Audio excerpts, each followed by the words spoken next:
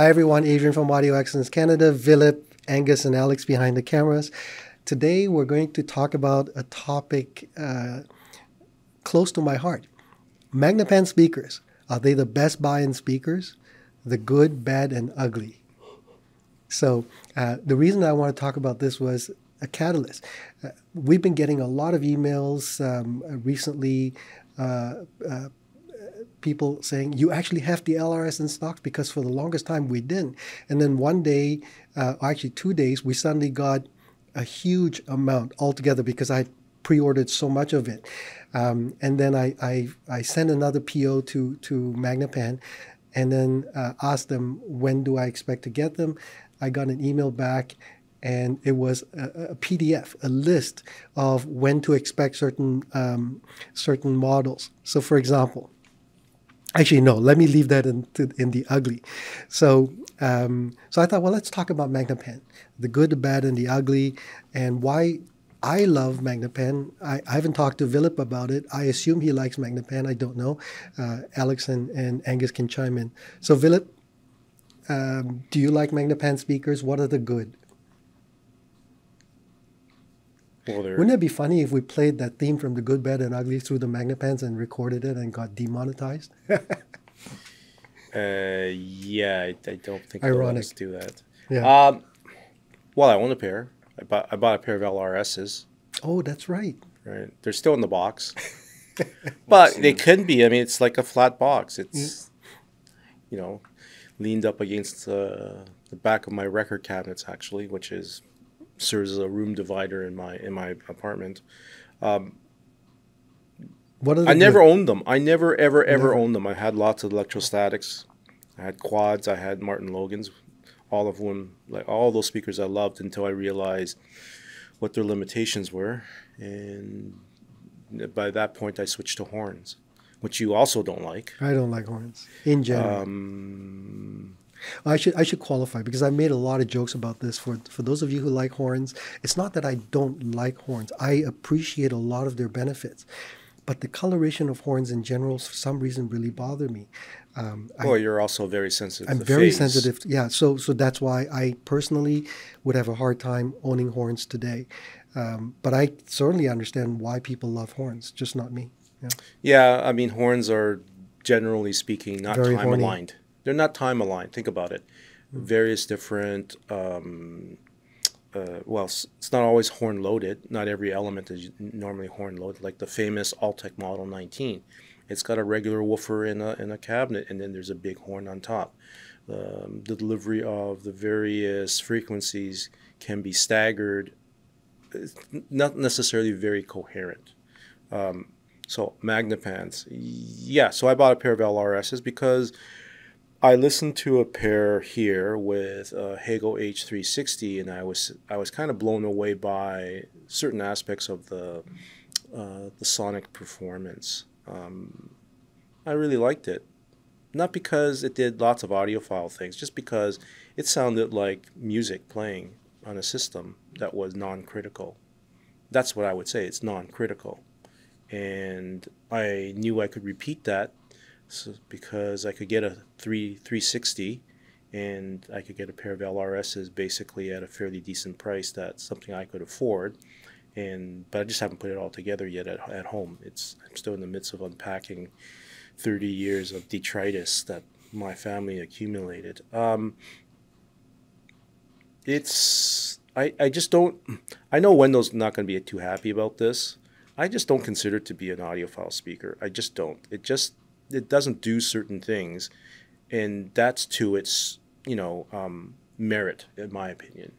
And Magnepan definitely has an idea about how it should be done, and you should detail what you mean by it's not an audiophile speaker. So one of the things that Wendell revealed to me when he was here, that he's been here to the store several times. I've had discussions with him, and there's a piece of music that we have that you have on your demo list, and it's the actual orchestra that he listens to on a regular basis in Minnesota.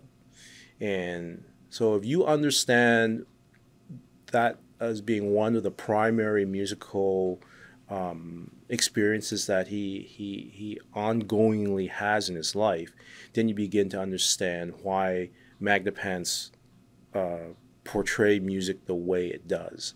And that is, if you're listening to orchestral music, there's really no imaging that's going on. You might hear sound staging within the hall. The hall definitely has like there's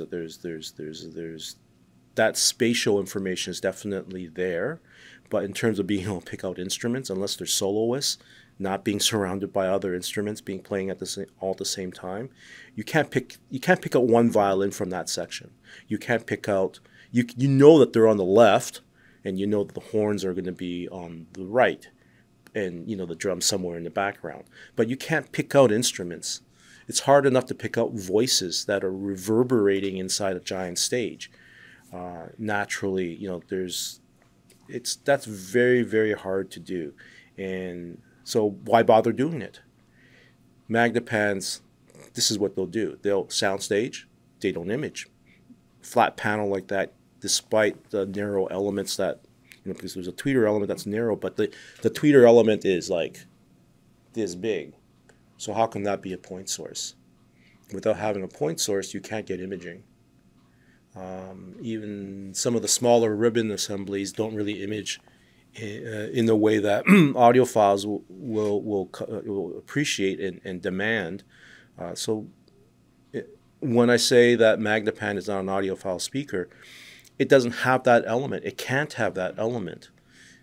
I've read in a lot of Canuck audio forums people talking about Magnepans, and they all, they claimed, this has spectacular, sensuous imaging, and it just doesn't. It has sound staging, which is a totally different thing. And so without the element of imaging, you can't do the absolute sound, like you just can't get that kind of like realism to the point of it being where it can fool you into thinking that the person's standing there right in front of you. Magnepans can't do that. So It doesn't qualify. It does everything else really well. It's super fast. It's entirely transparent. It's able to, again, I mean, we've talked about it.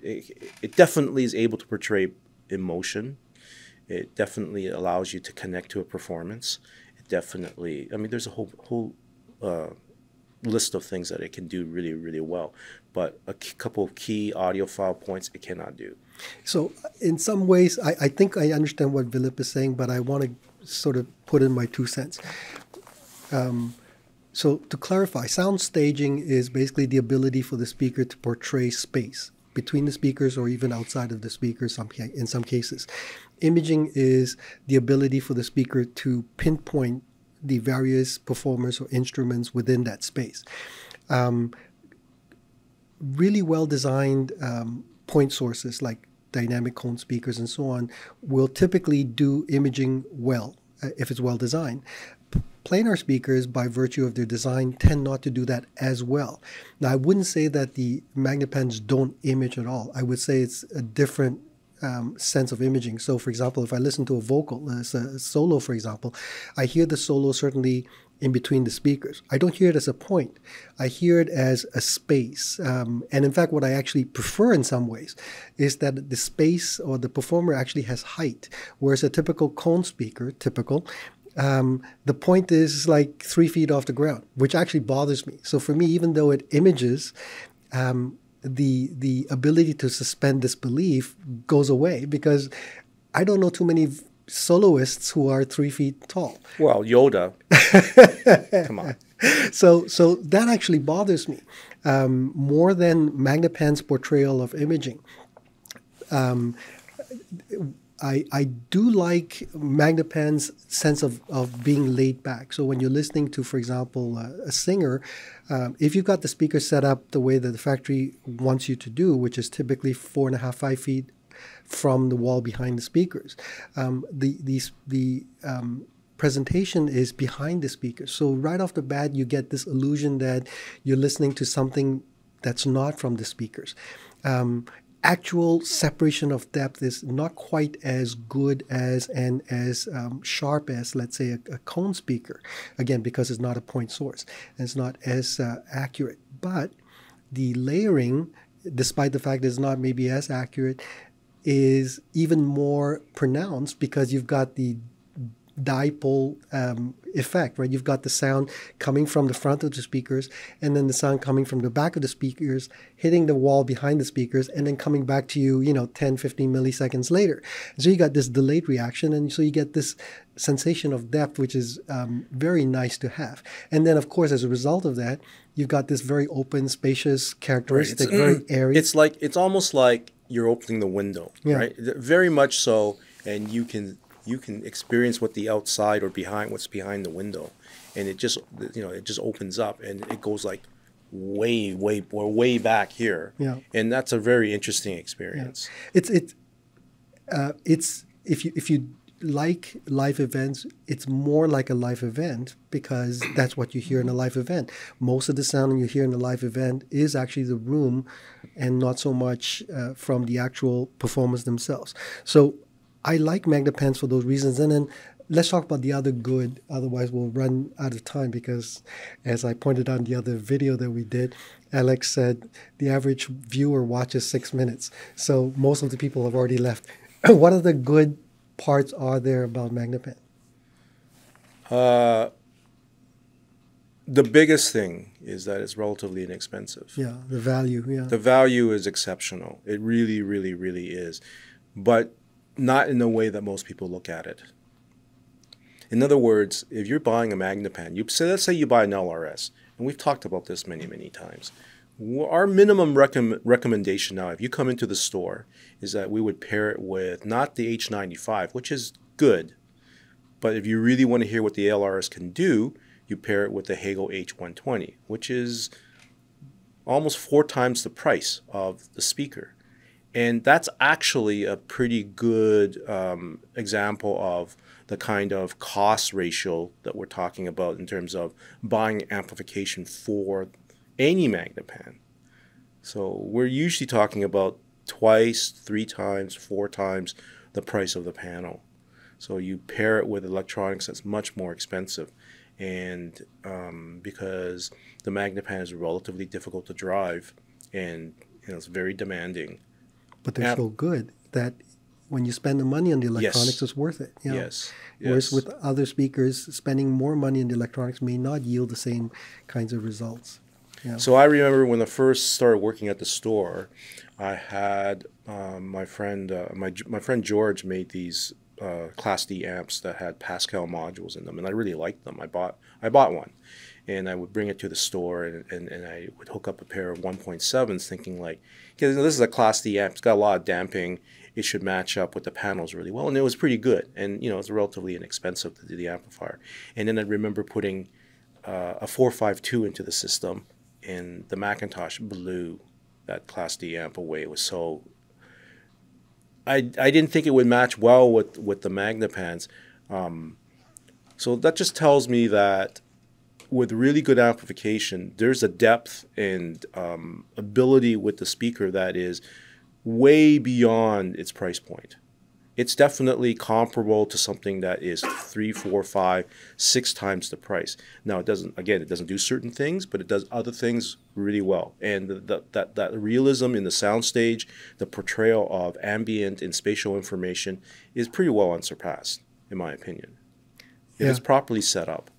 Yeah, let me throw in a few other audiophile terms, just so we can move on. Airiness, speed, transparency, right? These are things that are very hard to match from a typical cone box anywhere near its price. Very coherent because you're basically using the same panel to produce all of its frequencies.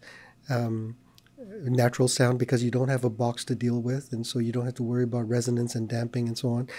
And acoustically, it will work in a narrow and short room because the way that the sound is, the dispersion works, it produces sound forward and back, very little to the side. So If you've got a narrow room and the speakers have to be close to the side walls, they will actually work better than a typical cone speaker. And if you've got a ceiling that's only 5 or 6 feet tall, like in an old basement, they'll again work better than a typical cone speaker where the sound disperses much more to the high frequency, to the ceiling, I should say. So those There's are no some vertical dispersion. very little. It's just Yeah. between the Yeah, top all you and gotta do bottom is of just the stand panel. up, right? You listen to Yeah. Magnepans, you stand up, suddenly all the highs are gone. Well, So, that's why they the angle, LRS, you tilt them back. Also the 0.7s, but the performance is better when they're entirely vertical. Okay, let's deal with the bad. What are the bad aspects of Magnepans? Well, they're so good you can't match subwoofers to them, so you really get no bass below what they're rated for. If you use the right amplification, for instance, the LRS will do 50 hertz. It will not do 45 or 40. What else? Well, they demand really expensive amplification. So if you think about, oh, I'm getting a bargain here, if you're buying an LRS, it's not $1,000 or $700 purchase. It's going to be $3,000, $4,000, $5,000 when you actually put it all together. If you're trying to match it up with what you already have, unless you have something really good, it probably will not be a good matchup. Well, I would qualify that. It'll work. So It'll let's work. let's be Okay, let's be that's clear. true. It will work. You will get sound, and it'll probably be better than what you're used to. I think I would qualify by saying you haven't heard how good the LRSs could be yet, Right. as an example, or the 0.7s or the 1.7s and so on. The better your front end, the better upstream, the better the speakers will sound, which is, again, not necessarily normal with a cone speaker of its similar price. What else?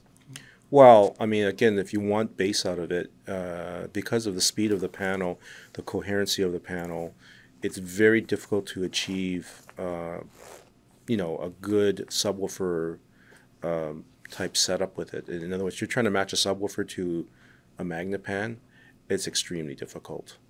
Usually you end up hearing the subwoofer if it's playing to the level where you probably feel like it has enough bass. That crossover point is very difficult to match up correctly.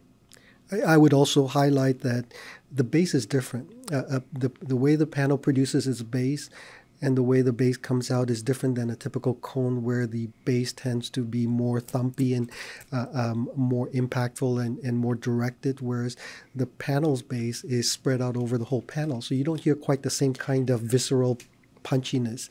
But what's interesting is that if you were to put a frequency response or a sine wave through it, or a test tone, and you measure it, you will see that it actually does go fairly low. It's just that it works. There's very enough differently. bass to excite the room to the point of resonating the room. We've done that many times in our front, demo room. Okay. Which is, What about the aesthetics? What do you think of the aesthetics? Is that I'm perfectly fine with it. It's beautiful. you I live like alone. panels. No, but I like panels. Yeah. I find that they look cool. They kind of hang in mid, because they look big, but they're actually thin. Yeah.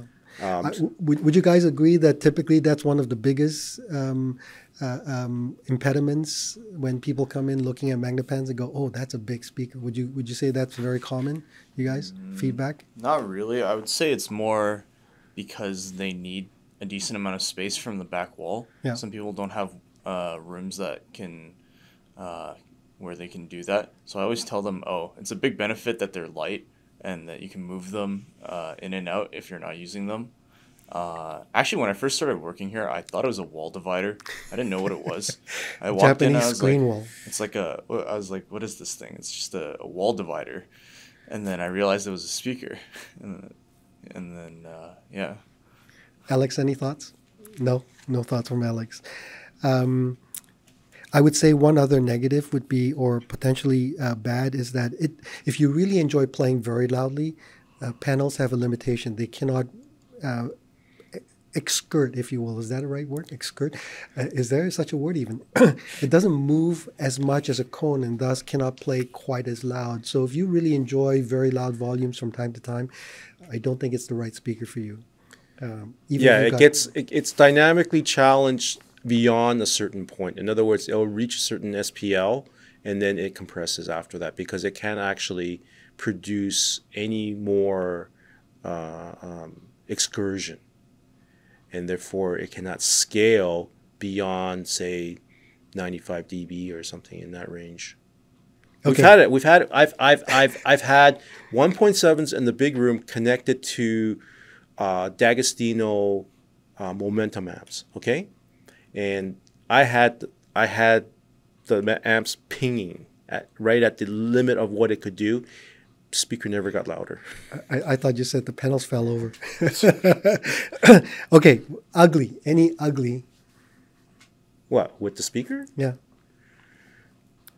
I don't like the speaker binding posts in the back. I think those are terrible. I agree. Yeah. Alex should insert a picture and show what it looks like. Yeah. It's a hole with the screw that fits on top. Yeah. And the screw is It's like a nut. It's like a nut, and you have to use an Allen key to do it. But it's so short that you know it's very difficult. You can't turn it all the way around. You have to do like a little bit, take it out, Quarter put it back turn, in, yeah. take it out. You know. Yeah. And the Allen key hole is very, very small. So each time you have to like perfectly readjust and realign to put the key back in. And if you've got the Chinese curse, which means you have really bad eyes like all of us do, you can't see shit. Yeah, I don't like that. Yeah, which means basically you can only put bare wire or bananas. You Right. cannot use spades. And don't buy those adapters because they don't work very well. You just get You don't want any extra interfaces going into that speaker. What other bad? What other bad do we have? What other bad? The fact that they're heavy. Heavy? What are you talking about? Well, Heavy? when you ship them, they get shipped here on the pallet. Yeah, yeah. Okay, and so everything is nicely put together. It's also supporting each other. And despite the fact that we tell people that it's relatively easy to move the panel, when it's still in the package, the LRS weighs about 60, 70 pounds. No. It's 55 pounds. Well, okay, 60 pounds, okay, whatever. And then if you have to ship it, it's problematic.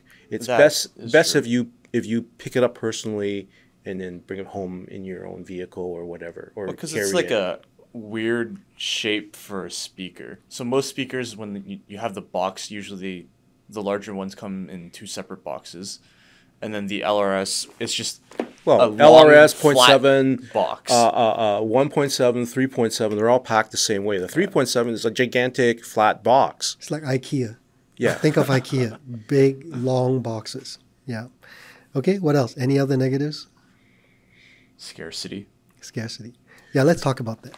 So obviously Vilip is struggling. There's a timeline to this that we need to explain. Okay. We've not had really any good amounts of readily available LRSs, for instance, for 2 years. Yeah. And even Well, let me describe this a little bit better. So first of all, as you noticed, Vilip usually has no difficulty coming up with pros and cons, but in the ugly section, there wasn't really a lot, right? No. Because in general, the speakers binding really posts don't. come on. Yeah, That's exactly. weak. Struggling to nitpick. I would agree about the binding posts. It sucks. If you've got speakers that are now 30, 35, 40 years old, certain ones can become delaminated. The voice coil will come off from the actual panel itself, and then it buzzes. But that's after 30, 40 years. The adhesives that they used back then give way, and you have to re-glue them. And it's a pain to do it. It's not easy. That's why we make Michael do it. That's right. I did it a couple of times. I would never do it again. So Michael does it for us. And it can be expensive because it's all labor. The actual material to fix is not that expensive, but it's all labor. Terrible back order. So I started earlier saying that Magnepan emailed me a PDF saying what the back order situation was like. LRS is 30 to 32 weeks to be confirmed. In other words, it could be a whole lot longer. 30 to 32 weeks is 7 to 8 months approximately. 7 to 8 months. Okay. Now let's put this into context. Yeah. Last year, we got a shipment less than we expected. I think there were 15 that came in July. Yeah. And we were telling people, so Magnepan just told us it could be 6 months. 6 months. So we were telling people, we hope at the end of November, maybe into December you will get it, but most likely January. And of course, what happens in December, there's a whole whack of them that came, like way more than we ever. Pairs. We normally get maybe 20. We got 40. Yeah. So we still have some. Yeah. I mean, they have been selling. Yeah. But after this point, it probably won't be until July before the next back I have order. no idea when the next sets come in, but that is an ugly. The Magnepan, because every speaker is literally handmade. There's so much labor that goes into making the speaker that they cannot do it any faster. And every pair that they make, according to Wendell, they literally lose money. So they're not at this point making a priority because they have to make other speakers as well. So in general, the other models are 7 to 10 weeks, but the LRSs, if you went into a dealer to order one and he hasn't got any on back order, you could be waiting 6 to 7 months. So it's a bad situation. That is an ugly. Other than that, I can't think of too many uglies.